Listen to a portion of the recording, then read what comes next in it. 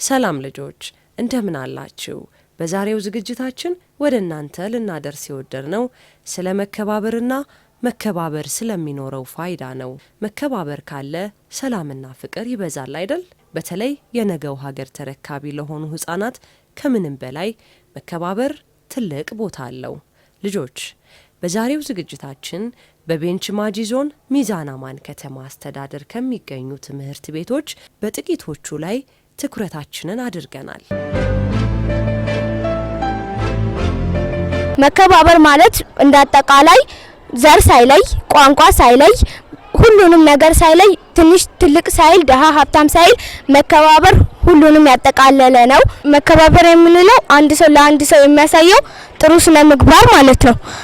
ጎበዝም ሰነፍም ሳይል ሁሉም ሰው መከባበር አለበት። በምንም አይነት ነገር ሳይል ሁሉም ሰው መከበርም ማክበርም አለበት። መከባበር ማለት ሰውን በሀብት በጾታ ወይንም በተለያዩ ነገሮች ባለመከፋፈል አንድ ሰው ሊገባው የሚችለውን ብቻ ለአንድ ሰው መሆን ያለበትን በዛን ሰዓት ለዛ ሰው የሚያስፈልገውን ነገር በቀጥታ ያ ሰው እንዲወስድ እንጂ ሰው ሀብት ስላለው ያ ሀብታሙ እንዳይቀድም ወይንም በጾታ እንዲለያይተን ሳይሆን በቃ መሆን ስላለበት ነገር ወይንም ለአንድ ሰው የሚያስፈልገው ነገር ጊዜው ሲደርስ በዛው ጊዜ ለዛ ሰው የሚያስፈልገውን በመስጠት እንም በተለያዩ ነገሮች ልንገልጸው እንችላለን። መከባበር ማለት የኛ ታላቅ የሆነው ወይም ታናሻችንን በእኩል ዓይን ማየት ማለት ነው። መከባበር ማለት ሰው የሰው ልጅ በመሆኑ ብቻ አንዱ ለሌላው ክብር የሚሰጥ ሲሆን ይህም ደግሞ የሰው ልጅን ክብርነትን ያሳያል። መከባበር ማለት በሁሉም ቦታ ሊገለጽ ይችላል። በትምህርት ቤት ሊሆን ይችላል፣ በቤት ሊሆን ይችላል፣ በሁሉም ቦታ በአካባቢም ሊሆን ይችላል። ትንሽ ነው ብለን መናቅ የለብንም፣ ሰነፍ ነው ብለንም መናቅ የለብንም። ለዛ በእኩል ዓይን አይተን ሁሉንም በእኩል ዓይን ማክበር አለብን። ወላጆቻችንንም ማክበር አለብን። መከባበር ስንል ሴት ወንድ ጾታ ዘር ብለን ሳንለይ ለአንድ ሰው የምንሰጠው ክብር ነው። መከባበር የምንለው ሁሉንም ሰው ምንም ሳንከፋፍል በእኩል ዓይን ማየት ማለት ነው። መከባበር ማለት ከማህበራዊ እሴቶች መካከል አንዱ ሲሆን መከባበር ታላላቆቻችንም ሆነ ታናናሾቻችንን በእኩል ማየት ነው። መከባበር ማለት ሰዎችን በእድሜ ሳንገድብ በሃይማኖት እንዲሁም በተለያዩ ነገሮች ሳንገድብ በእኩል በማየትና የተለያዩ ነገሮችን ለነሱ በማድረግ ከነሱ ጋር በመዋል በምናደርግበት ሰዓት መከባበር እንለዋለን ማለት ነው። የመከባበር ጠቀሜታ ሰው ተከባብሮ እንዲኖር ያደርጋል። ሰው ተተባብሮ እንዲኖር ያደርጋል። መከባበር ካለ መጀመሪያ ለራስ ህሊና ደስታ አለው። ሁለተኛ ደግሞ ሰው መከባበር ካለ ሁሉም እኩል እንደሆነ ሰው ይገባዋል ማለት ነው። እኔ የበታች ነኝ የሚል ስሜት አይኖረውም። ይሄ ነገር ካለ ጥቅሙ አንድ ሰው የበላይ ነኝ የበታች ነኝ ብሎ እንዳያስብ ይረዳል። ሁሉም ሰው እኩል መሆኑን ይገልጻል። መለያየት እንዲሁም ንቀቶች ምናምን እንዳይኖሩ ያደርጋል።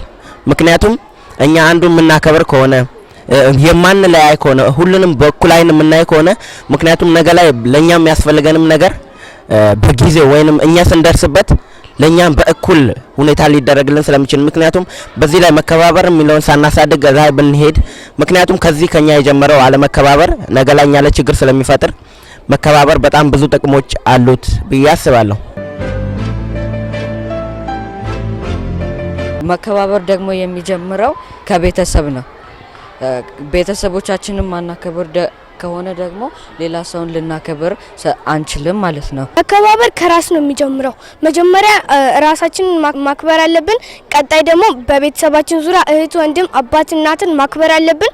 በቀጣይ ወደ ትምህርት ቤት በምንገባበት ሰዓት አስተማሪ ይኖራል፣ ተማሪዎች ይኖራሉ። በዛ ሰዓት እነሱን ተማሪዎችን፣ ጓደኛችንን፣ አስተማሪያችንን ማክበር አለብን። መከባበር ከየት እንጀምራለን ካልን በመጀመሪያ ከራስ እና ከእናት ከአባት ታላቅን ታናሽንም ማክበር አለብን።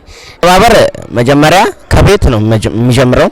መጀመሪያ እናትና አባትን በማክበር እንዲሁም ታላላቆች ወንድምን ታናሽን ባለመለየት በማክበር ከቤት ይጀምራል። ከዛም በትምህርት ቤቶች ይሆናል፣ በሰፈር ውስጥ ሊሆን ይችላል። እንዲሁም በተለያዩ የሥራ መስኮች ላይ ብቻ መከባበር በሁሉም ቦታ ላይ እንደሚያስፈልግ ምክንያቱም ለሁሉም ስኬት መከባበር እንደሚያስፈልገው እንደዛ ምናለው። መከባበር ከየት እንጀምራለን የምንል ከሆነ ከቤታችን ነው። ትምህርት ቤት ሳንመጣ እዛው መከባበር ማለት ምን ማለት እንደሆነ እዛው እናውቃለን።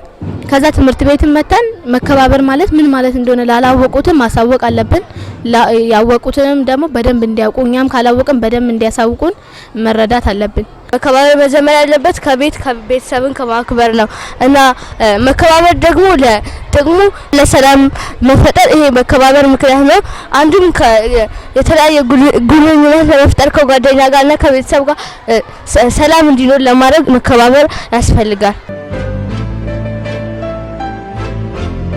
ሌሎች ተማሪዎች እኔ ከፍተኛ ነኝ፣ እኔ ወደዳለሁ በቤተሰብ ዙሪያ ማለት ነው፣ እኔ ጎበዝ ነኝ፣ እኛ ሀብታም ነን እያሉ ራሳቸውን ከፍ ማድረግ የለባቸውም። የሌላንም ሞራል መንካት የለባቸውም እላለሁ።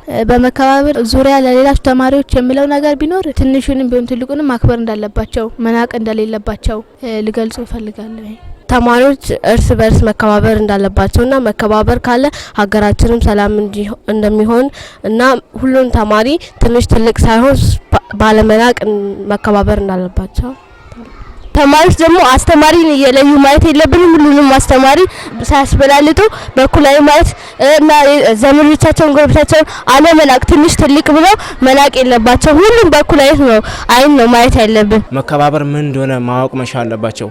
አስፈላጊነቱም ለወደፊት ሀገር ተረካቢ ሊሆኑ ስለሚችሉ ለሀገር እድገት መሰረትም ሊሆኑ ስለሚችሉ ከወዲሁ በልጅነታቸው መከባበር ምን እንደሆነ ማወቅ መቻል አለባቸው ነው እና በቀጣይም ከቤተሰብ ወይም ከቤት ውጭ ደግሞ በአካባቢ እንዲሁም በጎረቤት ላይ የሚያንጸባርቁት መልካም የሆነ ባህሪ ለሰዎች የሚሰጡ ቦታ የሰዎችን እኩልነት አምነው የሚቀበሉ ዜጎች መሆን መቻል አለባቸው ነው። መከባበር እንግዲህ ይሄ በዲፈረንት ኢትኒክ ኔሽን ያለ ሀገር ውስጥ ነው ያለ ነው። ስለዚህ አሁን ሁሉም ማህበረሰብ ሁሉም ብሔር እርስ በርስ ቢከባበር አንዱ ያንዱን ካልቸር አንዱ ያንዱን ሬስ ባይንቅ ለሀገራችን ዴቨሎፕመንት የምንለው እድገት በጣም ወሳኝ ወይ ደግሞ በጣም ጥቅም ያለው ነው።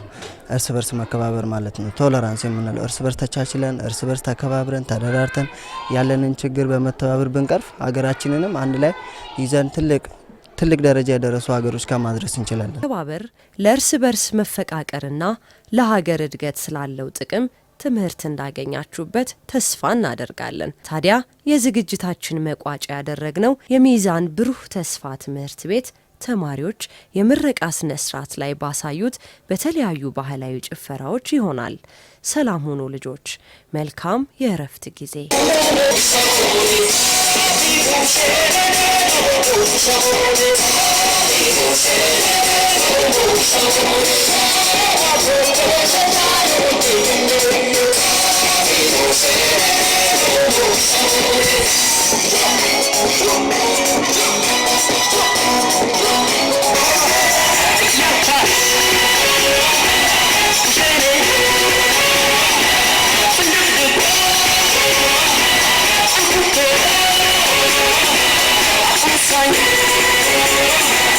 Let's go.